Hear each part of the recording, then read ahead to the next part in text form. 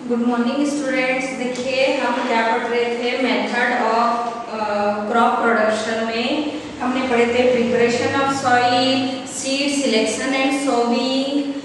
उसके बाद में हम मैन्योरिंग पढ़े थे, फर्टिलाइजर पढ़े थे मैन्योरिंग में। और नेक्स्ट टॉपिक है इरिगेशन। इरिगेशन मीन्स सिंचाई, यानी हम जो फार्मर है वो फील्ड में क्या करता है, प्लांट जब ग्रो करता है तो उसके सिंचाई के भी साधन होना चाहिए कि वो किस तरीके से पानी देता है अपने प्लांट्स को। तो irrigation means supplying water to crop in the field. Irrigated land in India give several time more yield than non irrigated land. In our country a large number of farmers depend on rain for irrigation। यानी बहुत सारे जो farmers हैं उनको सिंचाई की सुविधा नहीं होती और ज़्यादा से ज़्यादा हमारे फार्मर्स का पे डिपेंडेंट रहते हैं रेन में, जो मानसून के जो रेन होते हैं उस पर डिपेंडेंट रहते हैं। Large number of however rain varies and does not always supply the right amount of water at the right time। यानी जो रेन वाटर है वो यानी सही समय पर और सही मात्रा में जो सिंचाई होना चाहिए वो नहीं होता रेन वाटर से। Then therefore it is important for farmer to supply water regular to the crop। और जो फार्मर क्रॉपिंग किया है उसने उस क्रॉप को रेगुलर पानी देना भी बहुत जरूरी है। Water required for the irrigation can be taken from the river, reservoir, lake, pond, well and tubewell. अब देखिए कुछ सिंचाई के साधन हैं, इरिगेशन प्रोसेस करने के कुछ साधन होते हैं, जैसे रिवर है, रिजर्वायर है, यानी उसमें तालाब आते हैं जो बांध आते हैं, है ना, डैम जो होते हैं। देन लेक्स है, पॉन्ड है, वेल है और ट्यूबवेल है। यानी इन सभी साधनों से फार्मर सिंचाई कर सकते हैं। It is delivered to the field by the irrigation canal or the pumped up from a tube well which is operated by using electric or diesel pump and then guide to the field through canals। और ये जो water है वो pump, जैसे tubewell है तो उसमें pump लगाकर इरिगेशन प्रोसेस कर सकते हैं। छोटे छोटे नाले तैयार करके जो कैनल्स होते हैं उसमें से वाटर क्या करता है, एक जगह से दूसरी जगह बहकर जाता है, उस क्रॉप तक पहुंचता है। Modern method of irrigation help to use water economically. यानी जो वाटर है उनको सही मात्रा में वहां तक पहुंच सके विदाउट वेस्टिंग। तो कुछ मेथड्स है, उसमें से एक है स्प्रिंकलर सिस्टम। स्प्रिंकलर सिस्टम में आपके इसमें दिया हुआ देखिए फिगर नंबर 1.4 में जो बी है स्प्रिंकलर सिस्टम में एक छोटा सा इमेज दिया हुआ है कि किस टाइप का रहता है। Water escapes from the revolving the nozzle and the sprinkle like rain on the crop। This system useful for the sandy soil and lands। यानी जो सैंडी सॉइल्स है उस जिस एरिया का सैंडी सॉइल है वहां पर स्प्रिंकलर सिस्टम से वाटर दिया जाता है। जो स्प्रिंकलर सिस्टम क्या है, वो गोल गोल ऐसे घूमता है और घूमकर फव्वारा जैसा पानी वहां पर क्या होता है उस क्रॉप प्लांट के ऊपर गिरता है। Then in drip irrigation, next है drip irrigation. Water is allowed to the fall drop by drop from the pipe just near the root of plant. This minimize waste of water, however it is very expensive. It is useful in area where there is water is shortage. यानी जो drip system है वो क्या होता है, उसमें pipeline की जाती है, पूरे प्लांट के नीचे पाइपलाइन बिछाई जाती है और उस प्लांट के नीचे ड्रॉप बाय ड्रॉप यानी एक एक बूंद पानी उसके रूट के पास में क्या होता है गिरता है। और ये जो ड्रिप सिस्टम है ये ज्यादातर जहाँ पे वाटर का शॉर्टेज है, जैसे राजस्थान है वहाँ पे पानी की कमी है, तो ड्रिप इरिगेशन की प्रोसेस से वहाँ पे क्रॉप प्रोडक्शन कर सकते हैं। Then water at the right time and correct quantity. This quantity varies from crop to crop. यानी हर एक क्रॉप को सही मात्रा में वाटर की जरूरत होती है और ये जो ड्रिप सिस्टम है इसमें बूंद बूंद जब पानी गिरता है तो वाटर वेस्ट भी नहीं होता और भरपूर मात्रा में उस क्रॉप प्लांट को क्या मिल जाता है, वाटर मिल जाता है। This quantity varies from crop to crop. For example rice plant are transplanted into different pool of water and need continuous irrigation.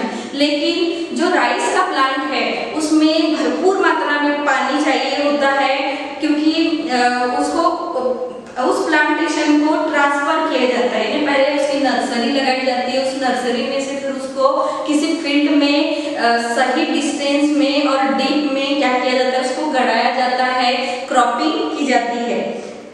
It require beside the providing the right amount of water, it is necessary to have the adequate drainage in irrigate field.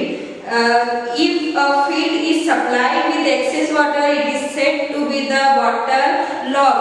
और जब ऐसे plant को ज्यादा मात्रा में पानी लगता है, ऐसे प्लांट में जब हम पानी डालते हैं ज्यादा मात्रा में, तब हम उस प्रोसेस को वाटर लॉग्ड कहते हैं।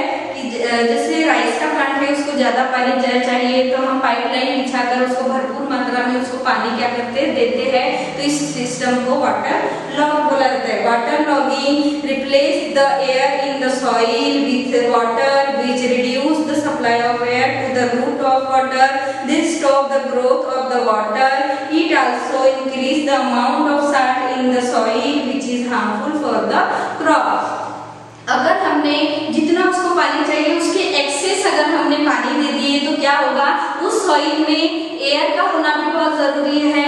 हमने पढ़े थे कि जो रूट है वो भी क्या करते हैं, ब्रीथिंग करते हैं। अब रूट ब्रीथिंग करते मींस उस रूट में, प्लांट के रूट में जो भी बैक्टीरिया है वो ब्रीथ कर रहे हैं, तो रूट भी क्या होता है, उस समय उसको ऑक्सीजन की जरूरत होती है कुछ प्रोसेस करने के लिए। तो अगर हम इनफ वाटर यानी बहुत सारा पानी अगर वहाँ पे जमा रहेगा, एक्सेस वाटर अगर हम वहाँ पे डालते हैं तो क्या होगा, वो जो प्लांट है वो उसका ग्रोथ प्रोसेस रुक जाएगा और क्योंकि वहाँ पे एयर नहीं है, ब्रीथिंग प्रोसेस नहीं हो रही है, तो सही उसकी ग्रोथ नहीं हो पाएगी प्लांट की। Then it also increase the amount of salt और वहाँ पे साल्ट की मात्रा भी क्या हो जाएगी, बढ़ जाएगी, जो उस प्लांट के लिए बहुत ही हानिकारक होगा। Then नेक्स्ट टॉपिक है beading.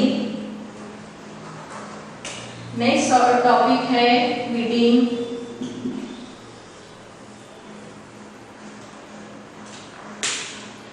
Weeding are unwanted plant that grow along with the crop. यानी weed हम किसको कहते हैं, जो क्रॉप के साथ अनवांटेड प्लांट यानी उसकी कोई भी जरूरत नहीं है, कोई भी यूजफुल नहीं है, ऐसा प्लांट जो क्रॉप के साथ क्या होता है, ग्रो होता है, ऐसे प्लांट को हम क्या बोलते हैं, weeds.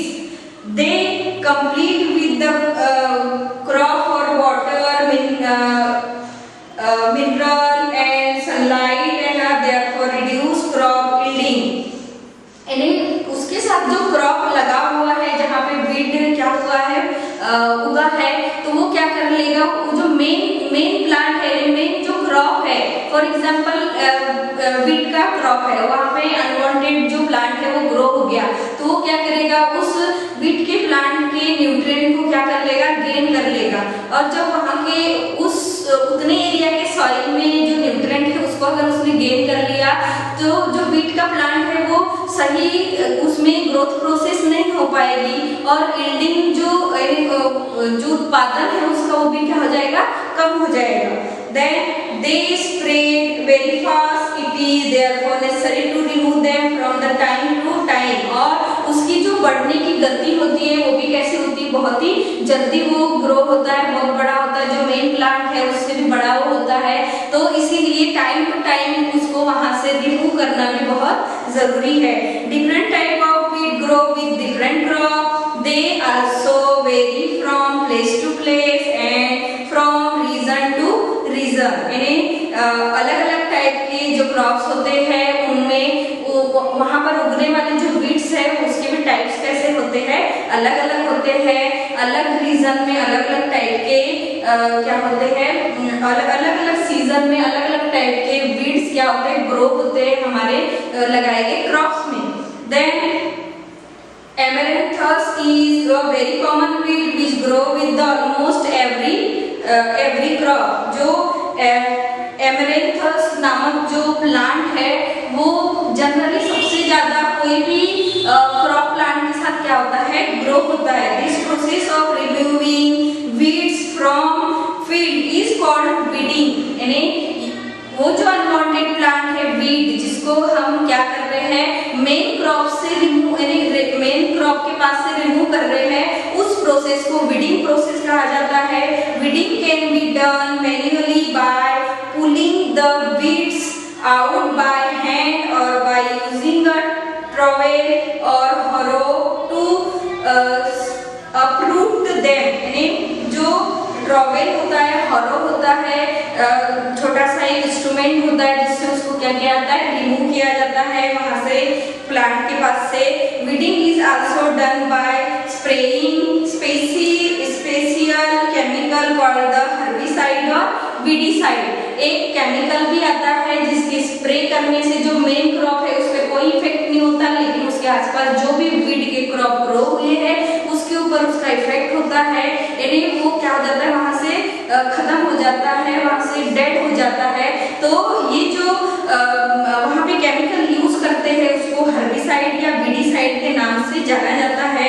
With the help of spray they destroy the weed but do not affect the main crop. Some common weedicide are the Dalapon and Methaclor and the Cyniazine। ये सभी क्या है, weedicide means herbicides के name है। weedicide are the poisonous and the grain must be properly washed before being the consumed। इसीलिए जो भी grains हम यूज करते हैं तो अगर वहाँ पे हमने वीडिसाइड का यूज किया है और उसके आसपास के जो मेन क्रॉप से लिया हुआ जो भी फल है उसको हमको अच्छी तरह से क्या करना चाहिए, वॉश करना चाहिए carefully. Then since weedicide are poisonous, क्योंकि जो वीडिसाइड है वो पॉइजनस है, इसलिए तो वहाँ से जितने भी अनवांटेड प्लांट है वो क्या हो गए, डेड हो गए। Spraying they affect the health of farmer. और जो फार्मर है जब वो स्प्रे करता है तो उसने mask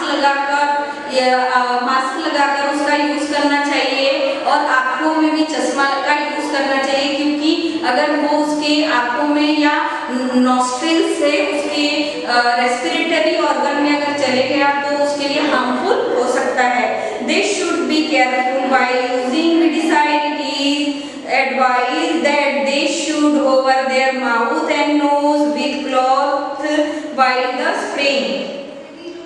Research for the moving safe method to kill weed is going on. For example, insect and attack only the specific weeds have been used to control those weeds। और जो कुछ मेथड्स होते हैं जिससे क्या होता है, जो इंसेक्ट है वो मेन क्रॉप को ना खाते हुए जो वीड्स के प्लांट है उसको क्या करते हैं, अटैक करते हैं और इससे भी वो क्या हो जाते हैं, खत्म हो जाते हैं। However, it is necessary to check the reproduction of these insect।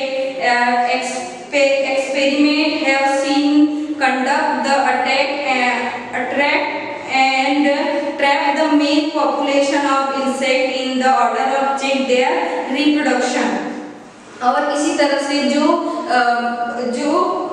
Attack करते हैं जो इंसेक्ट, उनके पॉपुलेशन को भी क्या करना चाहिए, कंट्रोल में रखना चाहिए। और इस तरह से जो वीड है, अनवांटेड जो प्लांट है वो हम उसको उस अपने मेन क्रॉप के पास से क्या कर सकते हैं, डिस्ट्रॉय कर सकते हैं। नेक्स्ट टॉपिक है protection from paste and disease, जो हम नेक्स्ट क्लास में पढ़ेंगे। तो आज आप लोग होमवर्क लिख लीजिए।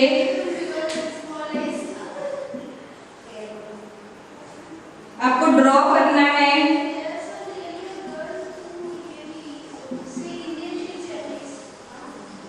Diagram of